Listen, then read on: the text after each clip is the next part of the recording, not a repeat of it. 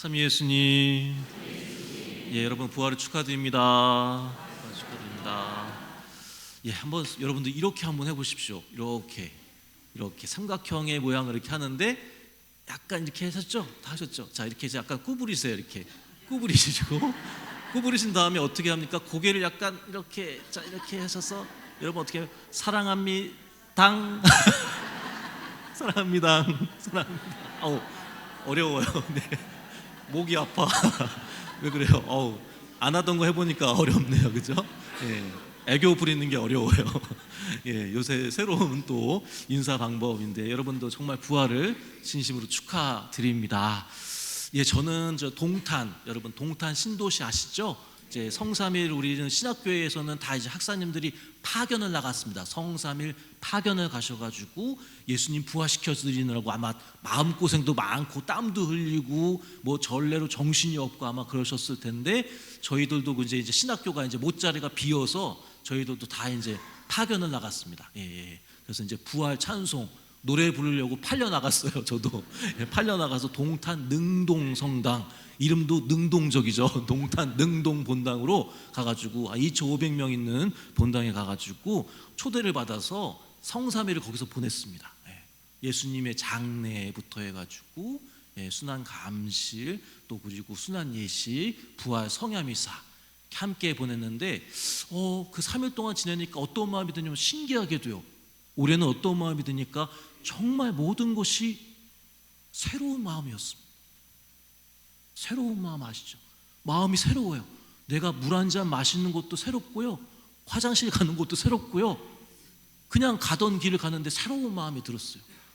여러분들도 왜 그럴까요? 우리에게 주님께서 부활하신 주님께서 우리에게 새로운 영을 불어넣어 주셨잖아요. 새로운 영을. 언제 우리가 그래서 갱신합니까? 갱신을 해. 갱신 1년에 한 번씩. 언제 갱신합니까? 아주 어려운 여러분 교리적인 질문을 지금 드리고 있어요. 1년에 언제 딱 합니까? 한 번밖에 없어요. 한 번밖에. 우리가 물과 성령으로 세례를 받으셨잖아요. 근데 딱 한 번 갱신하는 때가 있습니다. 그 밤이 있어요. 그래요. 부활 성야 때 1년에 딱 한 번 하는 겁니다. 예수 부활 대축일, 주님 부활 대축일 때 남미사 때는 없어요. 뭐가 없어요? 세례 갱신 예식. 내가 초를 가져가지고요. 그리스도를 상징하는 초를 내가 받고 거기서 갱신을 한단 말이죠. 그래서 거기에 꼭 참석하셔야만 새로운 마음을 얻을 수 있는 거예요. 어떻게 보면. 그래서 저는 그걸 여러분들 아주 그냥 정말 하느님을 아는 지식이 충만하십니다. 아주 열심히 하시고 하십니다. 정말 한 번뿐인 거예요.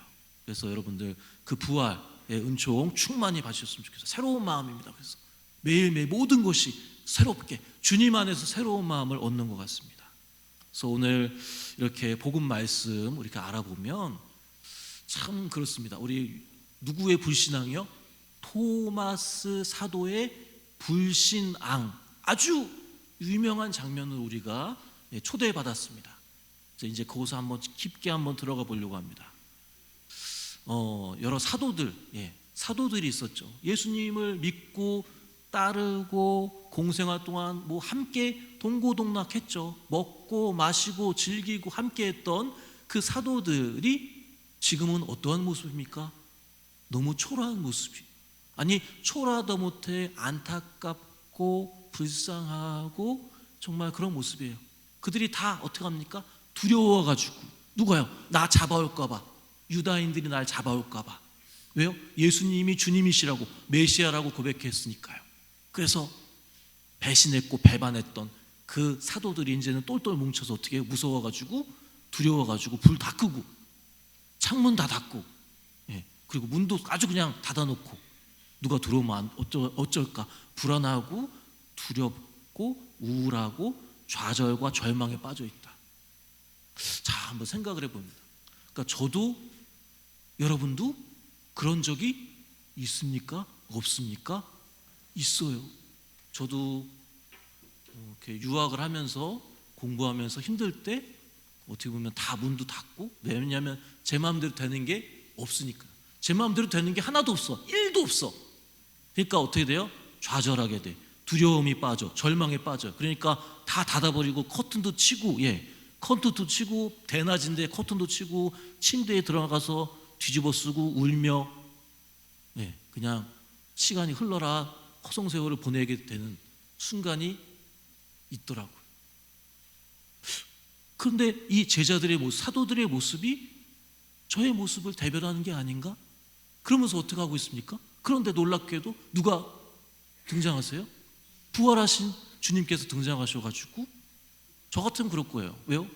다 기억해. 저는 다 기억한다고요. 저는 뒤끝이 있는 사람이야. 여러분들 뭐 뒤끝이 있는 분도 있고 없는 분도 있겠지만 저 뒤끝 많아요. 그럼 어떡하겠어? 제가 예수님이라면 어떡하겠습니까? 이 놈들 나쁜 놈들 꼴밤을 먹여줄 것 같아요. 이렇게 한 명씩 다 기억한다고 할 것 같아요. 그런데 그 첫 마디가 무엇입니까? 평화가 너희와 함께 라고 얘기하시죠. 참 주님의 생각은 성경 말씀에 쓰여 있는 것처럼 내 생각과 같지 않다. 우리가 감히 주님 마음을 다 헤아릴 수 없다는 것을 부활하신 주님이 우리에게 드러내 보이시고 계시다라는 것이죠. 무엇의 마음을 보여주십니까? 사랑의 또 다른 마음인 자비의 마음, 연민의 마음, 용서해 주시는 마음을 오늘 주님께서 가득히 보여주고 계시다라는 것을 우리가 알 수 있죠. 그런 가운데 부활하신 주님이 뭐라고 얘기하십니까? 바로 성령을 받아라라고 하셨어요. 아까 말씀드린 것처럼 우리가 여러분들 사순 시기가 괜히 있는 게 아니라요, 바로 나와 나의 관계, 나와 이웃과의 관계, 나와 하느님과의 관계를 바라보라고 하는 것입니다. 거기서 저는 이렇게 말씀드리라고 했어요. 여러분 과연 얼마나 나를 매일매일 죽이고 계십니까? 라고 말씀드립니다. 우리가 과연 얼마나 나에게 죽고 하느님께 매일 새롭게 태어나는가? 그건 다른 말로 표현하면요, 작은 일상 안에 작은 부활입니다. 일상 안에 작은 부활이 이루어졌을 때 그 우리 부활을 맞는 우리의 기쁨이 아주 그냥 배가 되고 30배, 60배, 100배의 열매를 주님께 봉헌할 수 있을 것입니다. 그러한 마음 안에서 주님께서 새로운 성령을 우리에게 불어넣어 주시죠. 그래서 뭐라고 하십니까? 성령을 불어받았으니까 뭐라고 합니까? 용서해 주어라라고 하시잖아요. 용서 기꺼이 할 수 있다라고 얘기하시지 않습니까? 그래서 용서를 해 주어라. 하지만 해주지 않으면 그대로 남아있을 것이다 라고 얘기하시면서, 그런 가운데 이제 오늘 유명한 데모로 갑니다. 불신앙의 대명사, 아이콘이 누가 나옵니까? 토마스 사도가 나옵니다. 여러분, 토마스 사도 12사도 중에서 아마 제가 볼 때는 거의 용호 상박이다. 누구랑 용호 상박일까요? 12제자 중에서 열혈당원 시몬하고 저는 사실은 아주 그냥 열정, 그 끓어오르는 그 피, 뭐라고 합니까? 그래서 토마스 사도가 그랬습니다. 우리 주님과 함께 죽으러 갑시다 라고 외쳤던 사람이 누굽니까? 성경에 토마스 사도이다. 이거 새로 보시면 안 돼. 그랬나? 토마스 사도가 그랬나? 이거 모르시면 안 돼. 이거 알아야 되는 거예요. 읽어보셔야 돼. 그러니까 읽어봐야 돼. 내 눈으로 보셔야 된다는 거예요. 성경 말씀. 토마스 사도 그랬답니다. 우리 함께 주님과 함께 죽으러 갑시다. 얼마나 그 끓어오르는 피가 있습니까? 믿는다는 거잖아요. 믿으니까 과감하게 행동할 수 있지 않습니까? 그래서 그 토마스 사도가, 근데 놀랍게도 나는 못 믿겠다 그러고 있어요. 나는 못 믿겠어요 라고 하고 있어요. 근데 우리가 언뜻 들면 뭐라고 합니까? 아이고야, 토마스 사도 저거 아유, 저거 감히 저 주님을 함께 모셨는데 저거 주님을 모르네? 아이고야, 어떻게 저럴 수가 있나? 라고 언뜻 보면은 우리가 그렇게 생각할 수 있어요. 그런데 과연 그럴까? 우리가 과연 그럴까라는 생각을 해봐야 돼요. 그래서 옆구리에 두 손에다가 내가 손을 넣어보고 옆구리에 손을 넣어봐야 압니다 라고 얘기하죠. 여러분한테 퀴즈 하나 내볼까요? 자, 이것은 무엇일까요? 자, 이것은 우리가 누군가에게 문자도 보낼 수 있고 인터넷도 할 수 있고 전화도 할 수 있어요. 그리고 검색도 할 수 있어요. 그리고 누구한테 누르면 야, 누구야? 시리야, 빅스비, 뭐 이렇게 얘기할 수 있어요. 이것은 무엇일까요? 스마트폰. 저희 학사님들한테 스마트폰 이렇게 얘기합니다. 그것을 거기에 나와 있는 글자, 텍스트, 문자, 음악, 영상, 뭐 AI가 얘기해 주는 뭐 모든 것들을 그냥 곧이곧대로 믿으면 된다고 할까요? 안 된다고 할까요? 안 되죠, 안 되죠. 왜 안 됩니까? 여러분들이 이미 더 잘 알고 계시다. 보지 않고도 여러분들은 그걸 믿고 있어요. 스마트폰을 비판적으로 받아들여야 한다는 것을, 이해해야 한다는 것을 알고 있어요. 저는 그것을 거룩한 비판이라고 합니다. 받아들일 때 거기 써 있는 거 그대로 받아들여. 요즘 시대에 더 여러분들 알지 않습니까? 여러 가지 스마트폰으로 벌어진 여러 가지 어려움들이 있잖아요. 어려운 문제들이 뭐가 있을까요? 거기에 누군가에게 전혀 검증되지 않은 여러 가지 이야기들, 여러 가지, 그리고 허위 사실, 그리고 여러 가지 것들이 동영상으로 만들어지고 퍼져나가고 있다. 사람들을 혹세무민하고 있다. 그것으로 돈을 벌려고 하고 남의 검증되지 않은 정보를 함부로 팔고 사고 하는 여러 가지 것들이 이 스마트폰의 세계, 눈에 보이지 않는 세계에 벌어지고 있다는 것을 우리는 잘 알고 있죠. 그래서 우리 생각해 봅니다. 그럼 과연 진짜 토마스 사도에게 너희는 보지 않고 믿는 것이 행복하다라고 얘기하셨는데 그건 도대체 어떤 의미일까? 아까 말씀드린 것과 같이 토마스 사도요, 여러 주님의 제자들과 함께 3년 동안 동고동락하고 그분의 모습들을 다 함께 봤던 사람이에요. 그래서 그 목격 증인이잖아요. 직접 함께 봤잖아요. 근데 부활하신 주님을 이제는 오셨다고 해서 너는 이제 나를 보고서야 믿느냐라고, 너는 알지 않느냐, 너는 나를 봤지 않느냐라고 얘기하시는 겁니다. 토마스 사도에게 너는 나를 함께 봤고 함께 지냈지 않느냐라고 얘기하고 있다는 거.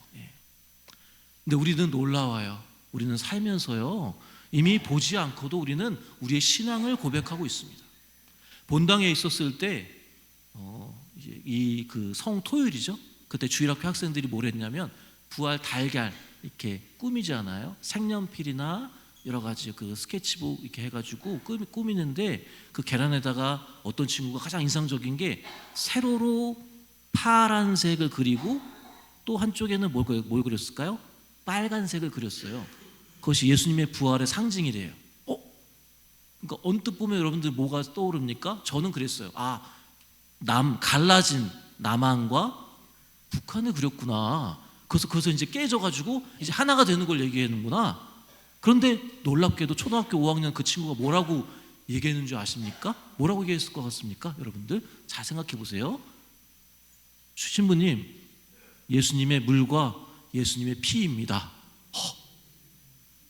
거기에 깜짝 놀랐어요. 초등학교 5학년이 어쩜 보지 않고도 믿는 사람은 행복하다. 저보다 더 훌륭한 것 같아요. 더 깊은 심오한 믿음을 고백하지 않았는가?